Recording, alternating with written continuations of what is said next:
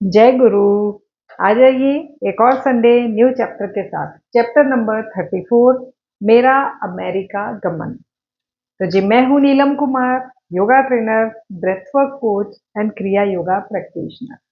हम इस बुक की रीडिंग कर रहे हैं और धीरे धीरे बस अब इस बुक के कुछ ही चैप्टर्स बचे हैं, 9 या 10 चैप्टर।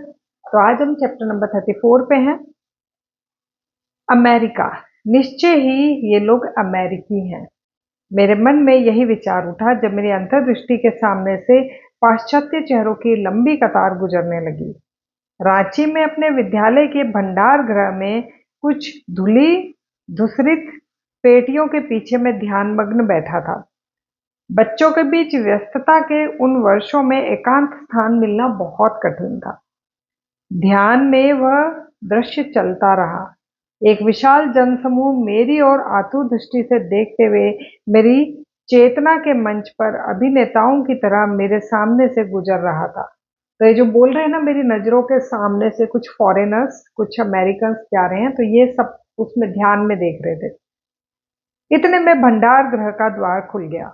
सदा की तरह एक बच्चे ने मेरे छिपने के स्थान को खोज लिया था। यहाँ आओ विमल, प्रफुल्ल मन से मैंने उसे बुलाया। तुम्हें एक समाचार सुनाता हूँ, भगवान मुझे अमेरिका में बुला रहे हैं। अमेरिका में? उसने ऐसे स्वर में मेरे शब्दों को दोहराया जैसे मैंने कहा हो चांद पे जा रहा हूँ। हाँ, कोलंबस की भांति मैं भी अमेरिका की खोज करने जा रहा हूँ। कोलंबस ने सोचा था कि वह भारत पहुंच गया, परंतु वह अमेरिका पहुंच गया था। निश्चय ही इन दो देशों के बीच कोई कर्म संबंध नहीं है। विमल वहां से भाग गया और शीघ्र ही 2 पांव के उस समाचार पत्र ने सारे विद्यालय में यह बात फैला दी। मैं जानता था कि मेरे जीवन का एक विशिष्ट अध्याय पूरा हो चुका था और अब इसके आगे मुझे सुदूर देशों में ही रहना होगा। ध्यान में उस दृश्य दर्शन के कुछ ही घंटों बाद मैं ट्रेन से कोलकाता रवाना हो गया। दूसरे ही दिन मुझे अमेरिका में आयोजित धार्मिक उदारतावादियों के अंतर्राष्ट्रीय सम्मेलन में, यानी कि international Congress of religious liberals, Bharat के प्रतिनिधि के रूप में भाग लेने के लिए एक निमंत्रण मिला। उस वर्ष यह सम्मेलन अमेरिकन यूनिटेरियन एसोसिएशन के तत्वाधान में बॉस्टन में होने वाला था। मेरा दिमाग घूमने लगा। मैं श्री रामपुर में श्री युक्तेश्वर जी के पास जा पहुंचा। गुरुजी, मुझे अभी अभी अमेरिका में एक धार्मिक सम्मेलन में भाषण देने का निमंत्रण मिला है, क्या मुझे जाना चाहिए? गुरुदेव ने सहज भाव से उत्तर दिया, सभी दरवाजे तुम्हारे लिए खुले हैं। अभी नहीं गए तो कभी नहीं जा सकोगे। मैंने व्याकुल होकर कहा, परंतु गुरुदेव, मुझे सार्वजनिक व्याख्यान देने का अनुभव ही कहाँ है। मैंने शायद ही कभी कोई भाषण दिया हो, और अंग्रेजी में तो कभी भी नहीं। तुम अंग्रेजी में बोलो या किसी भी भाषा में बोलो, योग पर तुम्हारा भाषण मन लगाकर सुना जाएगा। ठीक उसी क्षण गढ़पार रोड स्थित मेरे घर के दरवाजे पर दस्तक सुनाई दी। जब मैंने दरवाजा खोला तो देखा सन्यासियों की तरह केवल एक कटी वस्त्र धारण किए हुए एक युवक वहां खड़ा है। उसने घर में प्रवेश किया। ये अवश्य ही बाबा जी होंगे, स्तब्ध होकर मैं सोच रहा था, क्योंकि मेरे सामने खड़े उस व्यक्ति का चेहरा लाहिड़ी महाशय जैसा ही दिख रहा था। मेरे मन में उठे उस विचार का उन्होंने उत्तर दे दिया, हाँ, मैं बाबा जी ही हूँ। वे अत्यंत मधुर आवाज में हिंदी में बोल रहे थे। हम सबके परमपिता ने तुम्हारी आवाज, तुम्हारी प्रार्थना सुन ली है। उन्होंने मुझे तुम्हें यह बताने का आदेश दिया है कि अपने गुरु की आज्ञा का पालन करो और अमेरिका चले जाओ। डरो मत, तुम्हारा पूर्ण संरक्षण किया जाएगा। थोड़ी देर रुककर बाबा जी ने फिर मुझसे कहा, तुम ही वह हो जिसे मैंने पाश्चात्य जगत में क्रिया योग का प्रसार करने के लिए चुना है। बहुत वर्ष पहले मैं तुम्हारे गुरु युक्तेश्वर से एक कुंभ मेले में मिला था, और तभी मैंने उनसे कह दिया था कि मैं तुम्हें उनके पास शिक्षा ग्रहण करने के लिए भेज दूंगा। साक्षात बाबा जी के सामने खड़ा होने के कारण भक्ति भाव में विभोर होकर मैं अवाक हो गया, और उन्होंने ही मुझे श्री युक्तेश्वर जी के पास पहुंचाया था। स्वयं उनके त्रिमुख से यह सुनकर तो मेरा हृदय कृतज्ञता एवं प्रेमादर की बाढ़ में पूरी तरह डूब गया।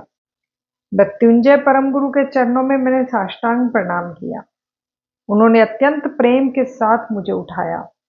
मेरे जीवन के बारे में अनेक बातें बताने के बाद उन्होंने मुझे कुछ व्यक्तिगत उपदेश दिए और कई गोपनीय भविष्यवाणियां भी की।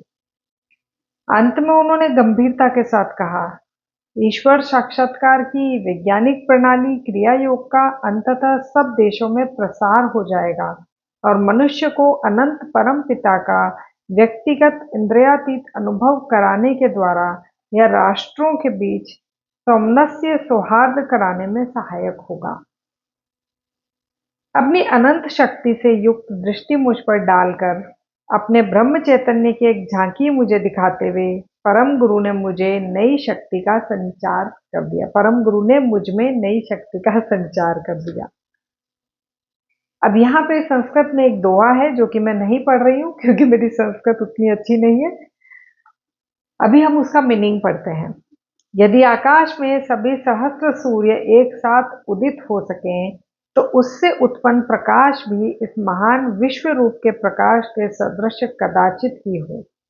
थोड़ी देर में बाबा जी यह कहते हुए दरवाजे की ओर बढ़े, मेरे पीछे आने का प्रयत्न मत करना, तुम्हारे लिए संभव भी नहीं होगा। बाबा जी दया कीजिए, चले मत जाइए, मुझे अपने साथ लेते जाइए, मैं बार बार पुकार रहा था। उन्होंने कहा, अभी नहीं, फिर कभी। भावावेग में मैंने उनकी चेतावनी की परवाह ही नहीं की। जैसे ही मैंने उनके पीछे जाने का प्रयत्न किया, मुझे ज्ञात हुआ कि मेरे पांव जमीन से चिपक गए हैं। दरवाजे पर पहुंचकर बाबा जी ने मुझ पर एक प्रेम भरी दृष्टि डाली। मेरी आंखें तीव्र लालसा से उन पर ही जमी हुई थी। उन्होंने आशीर्वाद देने की मुद्रा में हाथ उठाया और चले गए। कुछ मिनटों बाद मेरे पांव जमीन से छूटे। मैं वहीं बैठकर गहरे ध्यान में लीन हो गया। न केवल मेरी प्रार्थना का उत्तर देने के लिए बल्कि बाबा जी का दर्शन करा देने के लिए भी मैं ईश्वर को बारंबार धन्यवाद देने लगा। मुझे ऐसा लग रहा था मानो चीर युवा आयु विहीन प्राचीन परम गुरु के स्पर्श से मेरा शरीर पावन हो गया था। उनके दर्शन की तीव्र लालसा मुझे लंबे समय से थी। अभी तक बाबा जी के साथ अपनी इस भेंट की बात मैंने किसी को नहीं बताई है। इस घटना को अपने मानवीय अनुभवों में सबसे पवित्र अनुभव मानकर मैंने इसे अपने हृदय में छिपा लिया था। परंतु मुझे लगा कि इस आत्मकथा के पाठकों को विश्व में रुचि लेने वाले एकांतवासी बाबा जी की वास्तविकता पर अधिक विश्वास होगा यदि मैं ऐसी घटना का वर्णन कर दूं जिसमें मैंने उन्हें स्वयं अपनी आंखों से देखा है। इस पुस्तक के लिए मैंने आधुनिक भारत के योगी अवतार परम गुरु का एक चित्र भी एक चित्रकार की सहायता से बनवाया है। तो ये जो हमारे पास महाअवतार बाबा जी का चित्र है वो पूरे मतलब दुनिया में एकमात्र चित्र है जो इन्होंने खुद बनवाया किसी चित्रकार से। और ये बोल रहे हैं कि उनसे जो मेरी ये भेंट हुई इसको मैंने कभी किसी को बताया नहीं, कभी डिस्क्लोज नहीं करा। बट जब ये बुक लिखने लगे ऑटोबायोग्राफी ऑफ ए योगी तो ये बोले कि ये मैंने तब सोचा कि मैं पाठकों के लिए, हम जो रीडर्स हैं उनके लिए ये लिखूं। अमेरिका के लिए प्रस्थान करने के एक दिन पहले मैं श्री युक्तेश्वर जी की पावन उपस्थिति में बैठा था।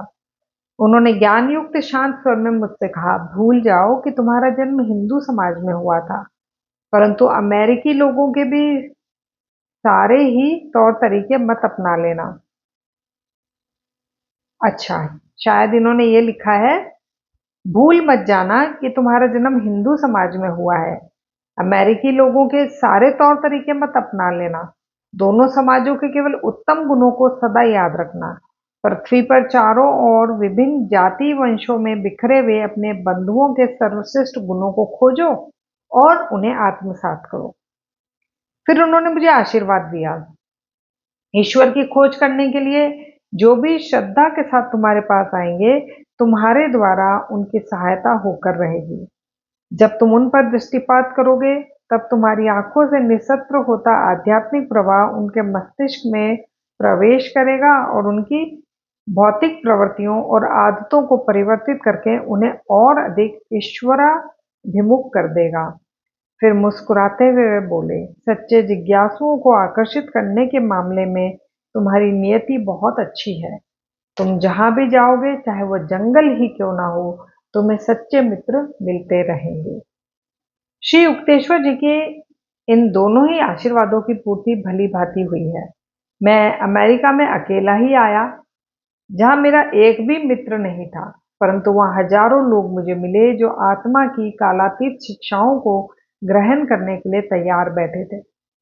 विश्व युद्ध के बाद अमेरिका जाने वाले पहले ही यात्री जहाज द सिटी ऑफ स्पार्टा पर सवार होकर मैंने अगस्त 1920 में भारत से प्रस्थान किया। पासपोर्ट प्राप्त करने में लाल फीताशाही की अनेकानेक कठिनाइयां आईं। लाल फीताशाही यानी करप्शन, जो लगभग चमत्कारी रूप से ही दूर हुई, और तब कहीं जाकर मैं जहाज पर यात्रा के लिए टिकट पा सका। 2 महीने की समुद्र यात्रा के दौरान जहाज पर एक सहयात्री को पता चल गया कि मैं बोस्टन सम्मेलन के लिए भारत का प्रतिनिधि बनकर जा रहा था। मेरे नाम का विचित्र उच्चारण करते हुए आगे मुझे अमेरिकी लोगों द्वारा जिन अजीबोगरीब तरीकों से अपने नाम का उच्चारण सुनना था, उसमें से यह केवल पहला था। ऑब्वियसली मतलब अमेरिकन जितने भी हैं उनको इंडिया के कुछ टिपिकल नेम्स लेने में बहुत दिक्कत होती है, तो इनका तो परमहंस योगानंदा जो है काफी ऐसा नाम है कि उनके लिए बोलना आसान नहीं था। तो ये कह रहे हैं कि मेरे नाम का विचित्र उच्चारण करते हुए उसने मुझसे कहा, स्वामी योगानंद, अगले गुरुवार की रात को हम यात्रियों के लिए व्याख्यान देकर कृपया हमें अनुग्रहित करें। जीवन का युद्ध और उसे कैसे लड़ें विषय पर व्याख्यान से हम सबको बड़ा लाभ होगा। अफसोस, बुधवार के आते ही मुझे पता चला कि पहले मुझे ही अपने जीवन का युद्ध लड़ना था। अंग्रेजी में व्याख्यान देने के लिए अपने विचारों को एक सूत्र में गूंथने का मैंने हर तरह प्रयास ही छोड़ दिया। जिन काठी देखते ही भड़क उठने वाले एक घोड़े की तरह मेरे विचार भी अंग्रेजी व्याकरण के साथ कोई सहयोग करने के लिए तैयार नहीं थे। अच्छा, मतलब ये कह रहे हैं कि मेरा जो माइंड है वो जो अंग्रेजी के जो भी प्रोनाउंसिएशन वगैरह है उसके साथ कोई भी दोस्ती करने को तैयार नहीं था।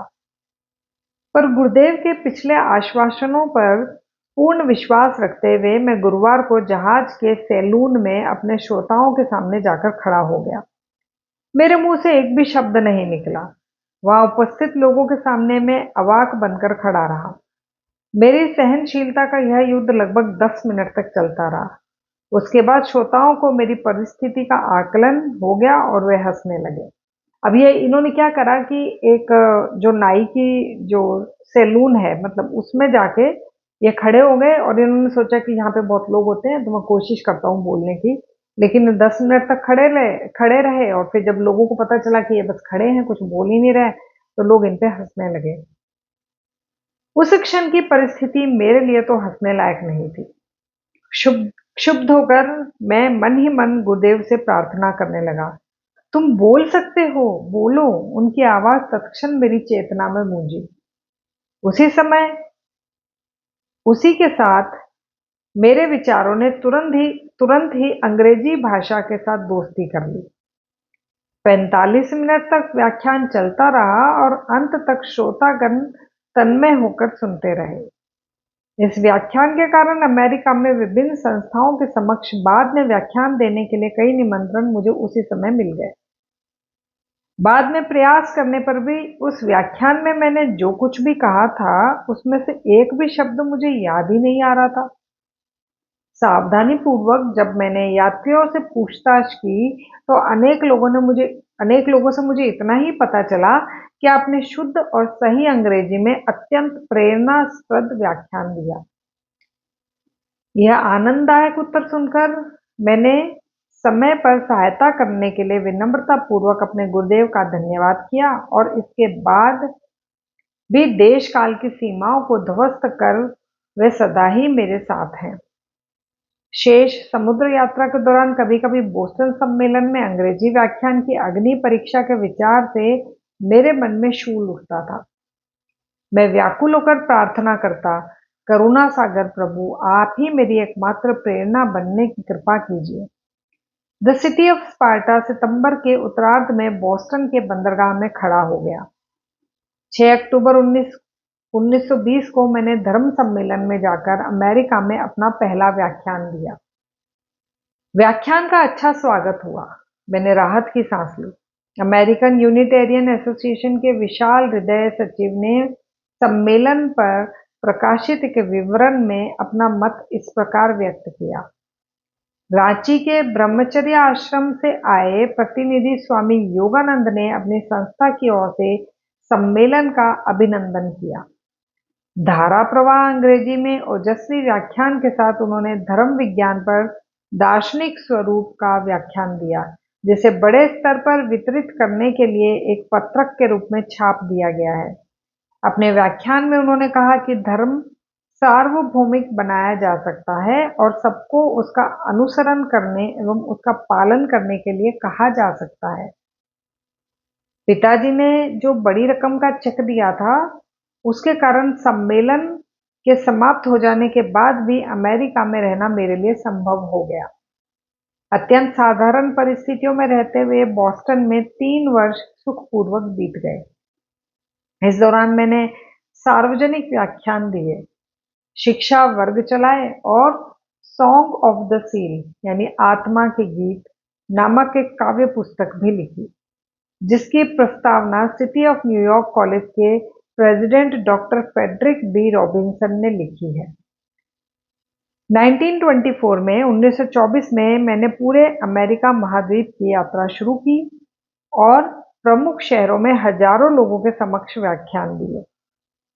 मैं जब सिएटल में था तो कुछ समय विश्रांति में बिताने के लिए वहां से रमणीय अलास्का में चला गया। मतलब ये बोल रहे हैं कि मैं जब सिएटल में था तो कुछ समय शांति से बिताने के लिए मैं अलास्का में चला गया। मेरी शिक्षाओं का अनुसरण करने वाले उदार मन लोगों की सहायता से 1925 के अंत तक मैंने कैलिफोर्निया के लॉस एंजलिस शहर में माउंट वॉशिंगटन स्टेट्स पर एक अमेरिकी मुख्यालय की स्थापना कर दी।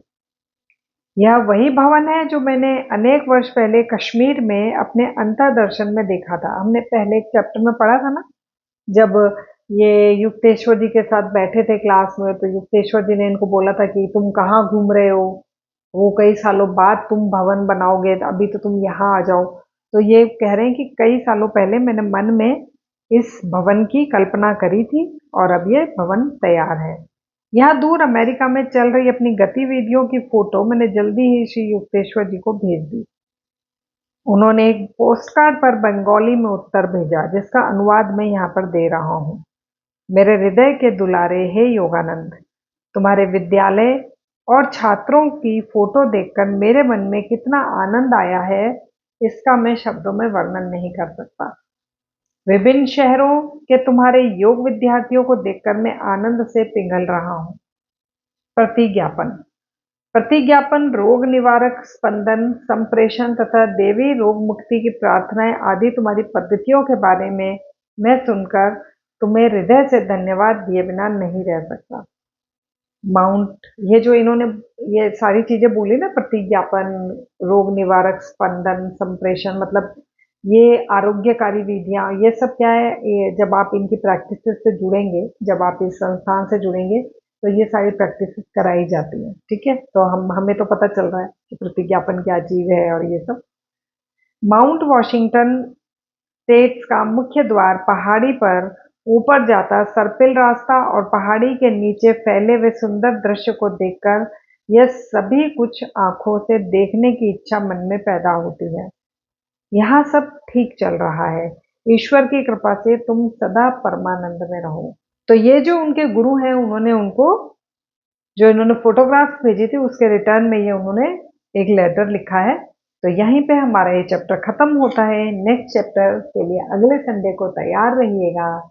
वीडियो पसंद आई हो तो लाइक कर दीजिए, चैनल पे पहली बार आए हैं तो सब्सक्राइब कर दीजिए।